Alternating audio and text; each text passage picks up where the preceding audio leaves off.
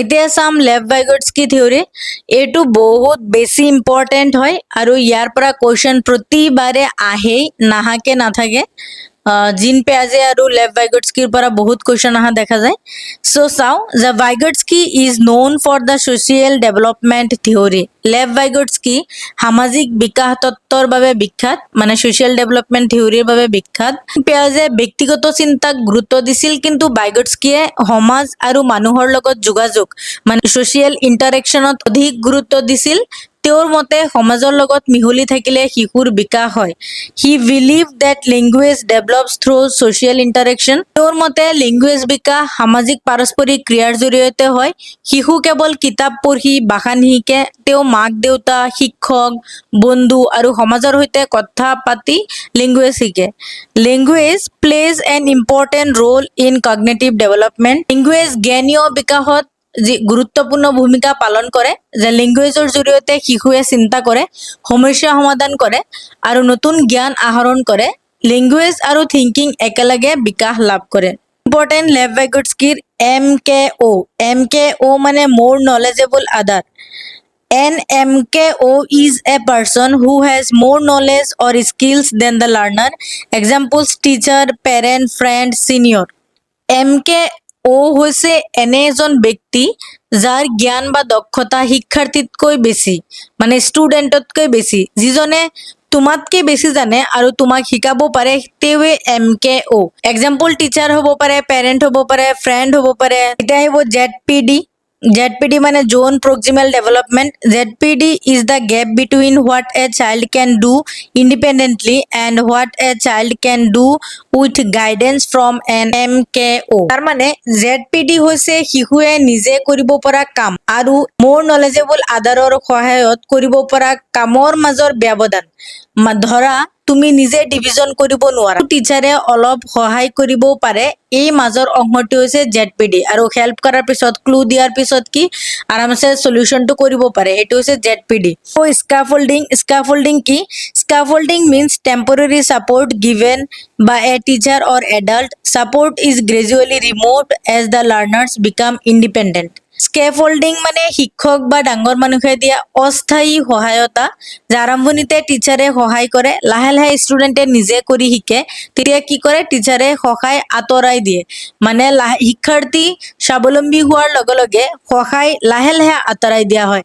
Example: যিদৰে cycle শিকোঁতে প্ৰথমে ছাপোৰ্ট লাগে, পিছত নিজে চলাব পৰা যায়, এইটো হৈছে scaffolding. And collaborative learning. Vygotsky emphasized সহপাঠী আৰু সহযোগিতামূলক শিক্ষণক গুৰুত্ব দিছিল ভাইগটস্কিয়ে। ডিছকাশ্যন কৰিব লাগে।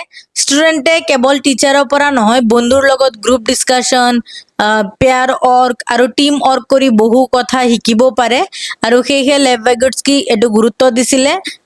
লেভ-ভাইগটস্কি 3 forms of speech। স্পীচৰ 3টা ৰূপ আছে, যে ছ'চিয়েল স্পীচ, প্ৰাইভেট স্পীচ আৰু চাইলেণ্ট ইনাৰ স্পীচ। তো ছ'চিয়েল স্পীচটো কেতিয়া হয়? এজ 2+ years, 2 বছৰতকৈ বেছি হ'ব লাগিব। Used communicate with others. যেতিয়া শিশুৱে আনৰ সৈতে যোগাযোগ কৰিবলৈ ব্যৱহাৰ কৰে লেংগুৱেজ। যেতিয়া শিশু মাক দেউতা বা বন্ধুৰ লগত কথা পাতে, সেইটো হৈছে ছ'চিয়েল স্পীচ। আৰু মেইন ৱৰ্ডছটো হৈছে এক্সটাৰ্নেল কমিউনিকেশ্যন। এই কমিউনিকেশ্যনটো বাহ্যিক হয়, তাৰমানে বুজি পোৱা যায়, শুনা যায়। কমিউনিকেশ্যনটো অডিবল হয়। স্পীচটো আন মানুহৰ সৈতে যোগাযোগৰ বাবে ব্যৱহাৰ হয়। Private speech. Child talks to himself or herself while doing a task. ইয়াতে কি কৰে, কোনো কাম কৰি থাকোঁতে শিশুৱে নিজৰ লগত নিজে কথা পাতে। কেতিয়াবা শিশুৱে কথা পাতে ন, এতিয়া এইটো কৰিম, তাৰপিছত সেইটো। এইটো হৈছে কি? প্ৰাইভেট স্পীচ, মানে নিজৰ লগত নিজে কথা পাতি আছে। Helps in thinking and problem solving. ই চিন্তা আৰু সমস্যা সমাধানত সহায় কৰে, যে নিজৰ লগত কথা পাতি শিশুৱে নিজৰ কাম সঠিকভাৱে সম্পূৰ্ণকৈ কৰিব পাৰে।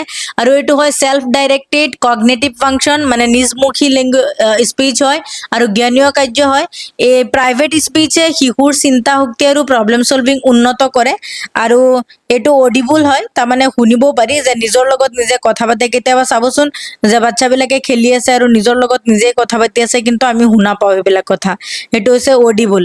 আৰু সাইলেন্ট ইনাৰ স্পিচ যেতিয়া বয়স 7 বছৰতকৈ বেছি হৈ যায় তেতিয়া সাইলেন্ট ইনাৰ স্পিচ স্টাৰ্ট হয় যে private speech become silent and happens only in the mind একদম বহুত ডাঙৰ কথা আপোনালোকে লক্ষ্য কৰিব যদি সৰু ল'ৰা ছোৱালী আছে ঘৰত যে প্ৰাইভেট স্পিচ পিছত নীৰৱ হৈ কেৱল মনৰ ভিতৰত হয় মানে ডাঙৰ হোৱাৰ পিছত মানে 7 বছৰ পাৰ কৰাৰ পিছত ল'ৰা ছোৱালীয়ে মুখেৰে নকয় মনতহে চিন্তা কৰে এইটো হৈছে silent inner speech helps in thinking planning and self regulation ই চিন্তা পৰিকল্পনা আৰু আত্মনিয়ন্ত্ৰণত সহায় কৰে যে এক্সামত আনসাৰ যেনেকৈ এক্সামত আনসাৰ লিখাৰ আগতে মনতে চিন্তা কৰে এইটো হৈছে সাইলেন্ট ইনাৰ স্পিচ আৰু এইটো হৈছে মেইন ৱৰ্ডখিনি হৈছে ইণ্টাৰনেল থিংকিং ইনঅডিবল তাৰমানে আভ্যন্তৰীণ চিন্তা মানে মনে মনে কৰা চিন্তা শুনিব নোৱাৰে এইটো অডিবল নহয় গতিকে লেভ ভাইগটস্কিৰ যেটো থিওৰি আছে সেইটো সোশ্যাল ডেভেলপমেন্ট থিওৰিৰ ইম্পৰ্টেন্ট পইণ্ট মনত ৰাখিব সোশ্যাল ইন্টাৰেকশন ল্যাঙ্গুৱেজ ডেভেলপমেন্ট হয় সোশ্যাল ইন্টাৰেকশনৰ দ্বাৰা MKO ZPD scaffolding P learning আৰু স্পিচ বিলাক মনত ৰাখিব বহুত কোৱেশ্চন ইয়াৰ পৰা আহে